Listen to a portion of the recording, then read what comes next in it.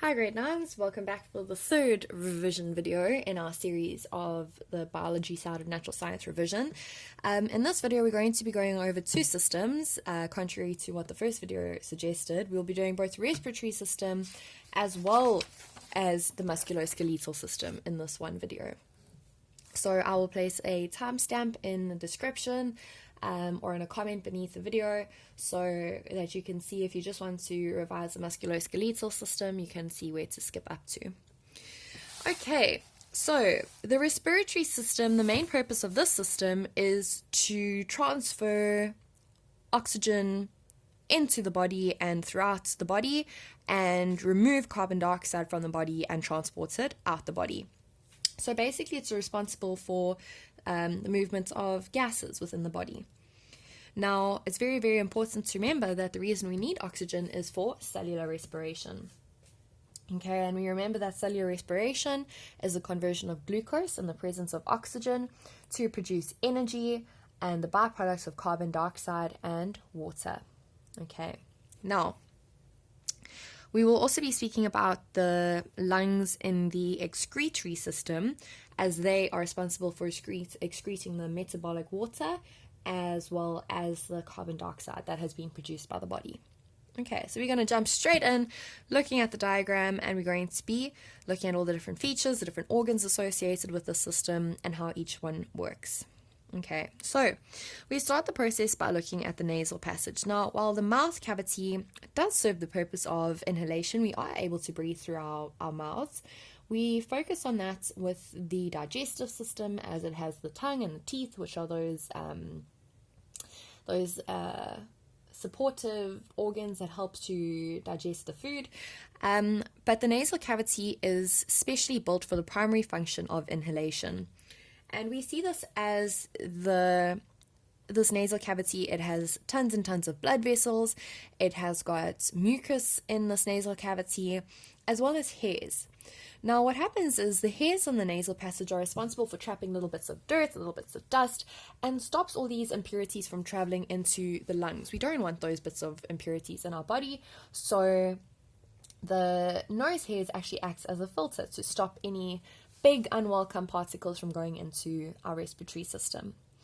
The blood vessels are then responsible for warming the air. Now, we've all been out on a chilly morning. We know how it can burn if you've gone for a run and the air is really cold and you're trying to suck air in through your mouth, and you can feel how it burns down your throat.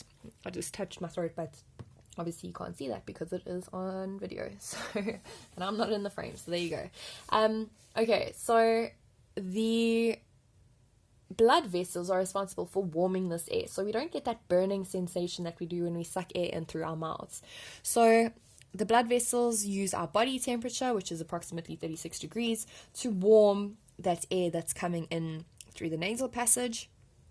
And as I have spoken about before, about how important water is for the body, and how important a liquid medium is for the movements of gases and the redistribution or the diffusion of gases over a membrane, we need the air to be moistened. So that's mucus in our nostrils moistens the air, which obviously allows for easier diffusion in our lungs. Okay. The air travels down, it goes past the epiglottis, and the epiglottis is a special little trap door. And what the epiglottis is responsible for is it stops the food that we consume from going down into our trachea being what we know colloquially as our windpipe. Okay, so this little epiglottis is what's responsible for stopping us choking, for stopping food going down the wrong pipe, from spit going down the wrong pipe. But we all know that mistakes happen. We've all choked on our food or our drink before, and this is when that epiglottis is not working properly. Okay, just beneath the epiglottis is the larynx, which we know as the voice box. The larynx contains those vocal cords, which create sound as the air is forced through them, and what they do is they vibrate. So when we're talking, we're pushing air out through our lungs or breathing air in through our nose and our mouth, and that movement over those vocal cords causes those vocal cords to vibrate, which allows us the ability to speak, which is a really, really cool adaptation. Okay. Now, beneath the larynx is our tube, our air pipe that we call here. The proper word for that is the trachea. Now, supporting the trachea, surrounding the trachea, is our C-shaped cartilaginous rings. And what they do is they serve to keep the trachea open and ensure that the trachea does not collapse. Now, if you remember, we spoke about our esophagus being a highly muscular wall, and that esophagus, number one, when the food moved through it, it would open when necessary. So it's able for that, or it's okay for our body if that esophagus changes shape a little bit. In fact, it needs to change shape a bit to allow the different types of foods to go down our esophagus. But also, it can't be rigid, as it needs to have that constricting muscular ability to move the food down into our stomachs. Our trachea, on the other hand, needs to remain open at all times. Okay, it has to allow the oxygen to enter our lungs and the carbon dioxide to leave our bodies, whether we are sleeping, whether we are running, whether we're lying down or sitting up or upside down, whichever direction we're in, we need that trachea to remain open, and it's able to do that via these C-shaped cartilaginous rings. Okay, it also allows for expansion of the esophagus when swallowing, so that esophagus does not get that esophagus does not squish the trachea up. Okay. Then the trachea is the passage of air into and out of the lungs. It has these C-shaped cartilaginous rings. It secretes a mucus which traps dust, so it's like a secondary filter after our nasal hairs. And cilia drive out dust-laden mucus. Now, what cilia are those tiny little finger-shaped organs or tiny little finger-shaped structures that lie all up and down the inside of the trachea, and what they do is they beat like little hairs, like little waves, so they move almost like my fingers are moving now. And what they do is they cause, as one moves down and moves up along, the mucus particles travel up along those cilia, so it travels up to move them out the body. Okay, I hope that is clear enough. Right, our trachea then splits into two bronchus. And from there, each bronchus splits further into bronchioles. So bronchus are basically just the tubes that allows air in and out of each lung, remembering that air consists of both carbon dioxide and oxygen, as well as other gases. And the bronchioles are the even smaller tubes leading to the air sacs. Now, at the end of each and every single little bronchiole is this tiny little structure that I call a little bunch of grapes. And these are known as the alveolus. So one is an alveolus. Multiple are alveoli. Sorry, I hope you've been on camera the whole time. Okay, so the alveolus it's a C-shaped pouch which is surrounded by a bunch of capillaries, which we remember from our circulatory system. The capillaries are the region where that gas transfer, that gaseous exchange takes place, so that oxygen is swapped for carbon dioxide. And as we can see here, it's the point of gaseous exchange, as I've just said. Okay, having a look at the lungs now. On the right-hand side of our body, our right lung has got 3 lobes. Just as in our heart, on the right-hand side, the tricuspid valve has got 3 of those little flaps. So it's very, very easy to remember. Everything on the right-hand side in both our little heart and our lungs have got 3, and on the left-hand side, it's got 2. So our lungs, these are very spongy cone-shaped organs. The right lung, as I've said, has got these 3 lobes, and what these lobes do is they just allow for increased surface area, which allows us to have a lot more surface area for gaseous exchange to take place. So it allows us to be more efficient when we're swapping our carbon dioxide for our oxygen. Our left lung, on the other hand, only has 2 lobes, and some people believe the reason for this is because the heart sits towards the middle of the body, but it leans slightly towards the left-hand side, and because of this it takes up space on the left-hand side. So it is hypothesized that the left lung has only got 2 lobes to allow for that heart to take up that space on the left-hand side. Okay, sitting beneath the lungs we have our diaphragm, which is our big muscular mat, and he serves the purpose of not only separating the abdominal cavity from the thoracic cavity, abdominal being all your stomachs and all your digestive organs and your reproductive organs, thoracic being your chest and your heart. So not only does it separate those two, but it's also vital in the process of breathing, which is obviously inhalation and exhalation. We'll go into a little bit more detail there.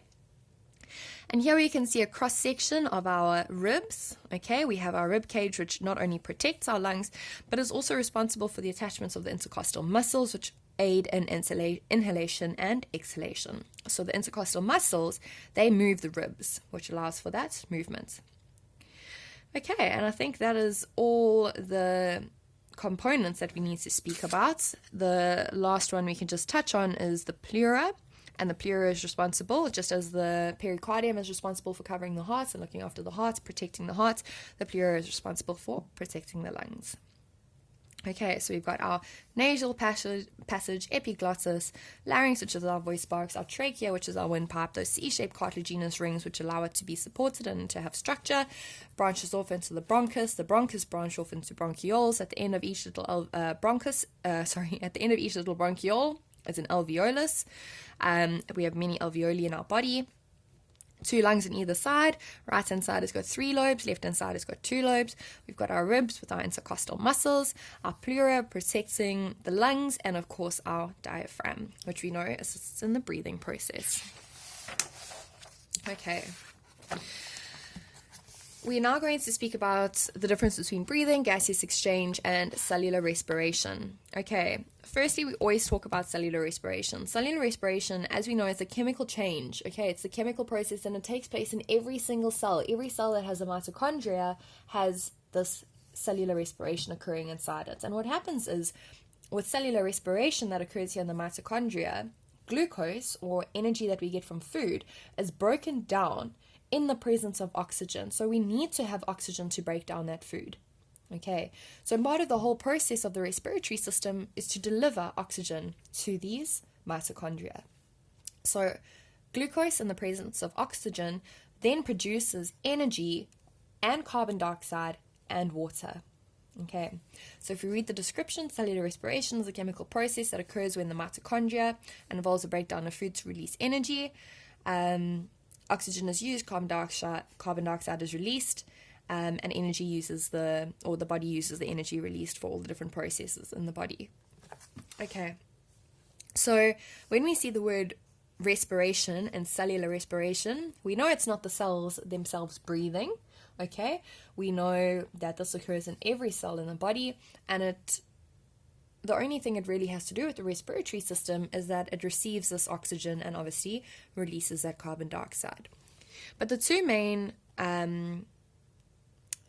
processes that we're going to be focusing on with the respiratory system is breathing and gaseous exchange. Okay, so breathing is the physical process, and it is a physical process of inhalation and exhalation. And this is how we get oxygen to come into our lungs and carbon dioxide to leave our lungs. And this happens via physical movements. So what happens is we either need to increase or decrease the pressure in our thoracic cavity. So during inhalation, when the air is taken into the lungs, we see our diaphragm flattening out. Okay, so it's pulling down. The diaphragm contracts. We also see our intercostal muscles and our ribs contracting and moving out and apart from each other. And by doing this, we are creating a suction in that thoracic cavity. So that thoracic cavity is moving apart and pulling apart. And as it's pulling apart and moving apart, it's sucking air in from the outside of the body. Okay, and the oxygen that we require is found in that air that we are busy sucking in. So if we read directly here, inhalation occurs when air is taken into the lung, the diaphragm contracts and flattens, the intercostal muscles contract, which causes the chest to expand, and air rushes into the lungs. Now, exhalation is the exact opposite. So the diaphragm, instead of now being all flat and contracted, it relaxes up into a more rounded oval shape. Okay, the intercostal muscles relax, and by doing this, the whole chest cavity closes and becomes a bit smaller. And when we do this, as everything relaxes, the air is squeezed and pushed out of the lungs and leaves via the mouth or the nose. So exhalation occurs when air is removed from the lungs. The diaphragm relaxes and bulges upwards, as we can see from the diagram here. So it's got that raised diaphragm, and the intercostal muscles relax, which obviously squeezes down towards the lungs, and the chest returns to its normal size. So when we talk about breathing, we're speaking about the physical process of inhalation and exhalation. And the last process we'll be looking at is gaseous exchange. Now, Gaseous exchange occurs in both the alveoli and in the capillaries. And what gaseous exchange is it's the exchange of gases. Exchange meaning swap, and gases in this particular example is oxygen and carbon dioxide. That's what we're going to be looking at. So basically, gaseous exchange is the swapping of oxygen and carbon dioxide. So what happens is if we look at the single alveolus here, and we know we've got multiple at them at the end of each bronchiole, we've got these capillaries that lie along these alveolus. And what happens is we breathe oxygen in, indicated by this red arrow. So we breathe the oxygen in, and as we breathe the oxygen in through this process of inhalation, the oxygen molecules are diffused across this alveolus membrane and into the capillaries, which we remember have very, very thin walls. And we remember that everything is nice and moist now. It's moist from our nostrils, it's moist from our trachea. So because of all this moisture around it, we are really, really easily able to diffuse the oxygen over this tiny membrane and into the bloodstream or the blood system. And at the same time, while oxygen is going in, the carbon dioxide is leaving. So the carbon dioxide, which is produced via this cellular respiration, and it comes from the rest of the body, we know obviously this is all occurring in the lungs, so it's being delivered to the lungs via the circulatory system. So the circulatory system drops off all this carbon dioxide in the lungs, and the carbon dioxide is then able to leave the alveolus and travel out of the alveolus, out of the bronchioles, out through the bronchus, out through the trachea, and out via our mouth or our nose. Okay. However, gaseous exchange also occurs in the body tissue. And if we have a look here, if we look at these outer lines here being the capillary system or the blood vessel system, and each of these little 6 blobs being the cells in the body, we know that we need oxygen for cellular respiration. So what happens is this oxygen that gets pumped out, this oxygen-rich blood gets pumped back out from the heart. We can see that the oxygen enters into each of these little cells.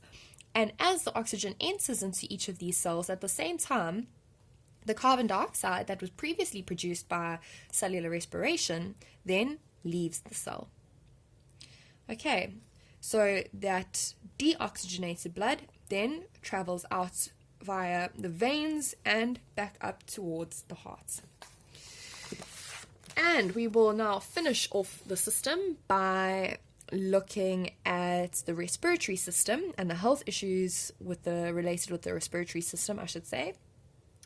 And the 4 types of issues we're going to be looking at are asthma, bronchitis, asbestosis, and cancer of the lungs. Okay. Now, what happens is, as we can see here, we've got a normal bronchiole.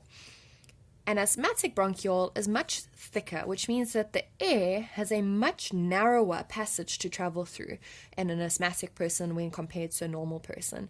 So it's far more difficult for the air to travel through. So often we'll see people with asthma having very, very tight chests, they'll be wheezing, they'll be coughing a lot, and they will be far more susceptible to chest infections, because if we look at here something like bronchitis, what bronchitis is when a little bronchiole gets filled up with mucus or other substances, like more liquidy substances, so that the air does not flow through properly. If we had a normal bronchiole and we filled it to 50% capacity, it would, obviously you'd struggle to breathe and you'd have bronchitis, as we see here. But someone with asthma requires a lot less of that mucus to fill that hole. This hole here is much larger and this hole is much smaller. So we require a lot less mucus. That means that the person will be able to become infected with something like bronchitis a lot more easily or more readily than someone with normal bronchioles. Okay, so asthma is caused by the constriction of the bronchioles in the lungs. This makes breathing very difficult because air cannot enter and exit the lungs freely. Bronchitis, and here we've got a little note that itis means inflammation.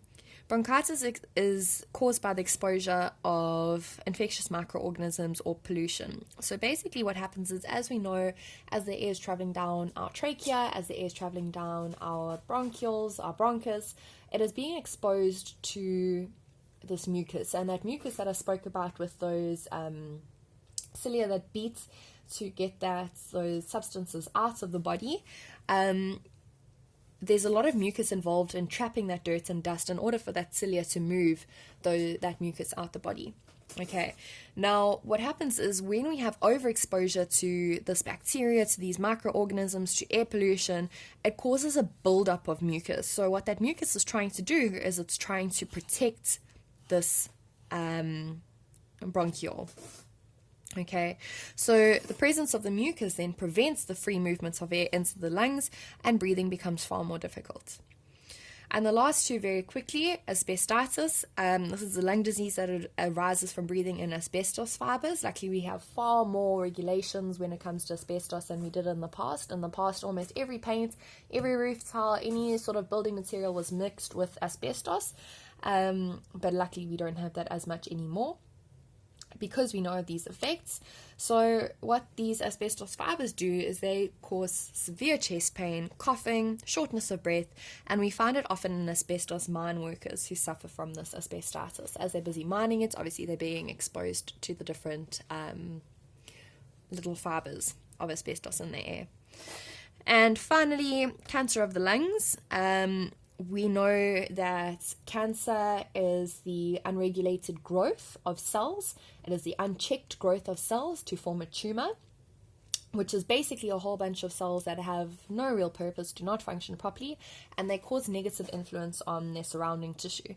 So when we get one of these little tumors, one of these little lumps of tissue in our cells, in the cells of our lungs, or in general in our lung area, this will obviously stop that transfer of oxygen and carbon dioxide. So smoking is one of the main causes of cancer in the lungs, and the reason for this is smoking causes that unchecked growth. What it does is it stops those cells from being regulated properly, and because of this, those cells are just able to grow with no one checking up on them, no one checking if they're growing in the right direction, if they're doing the right thing. Okay, which then causes cancer in the lungs. So tumors will then develop in the lung tissue, which then block the movement of air in and out of the lungs.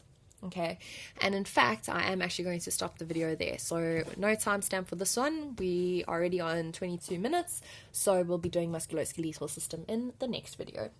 See you guys then.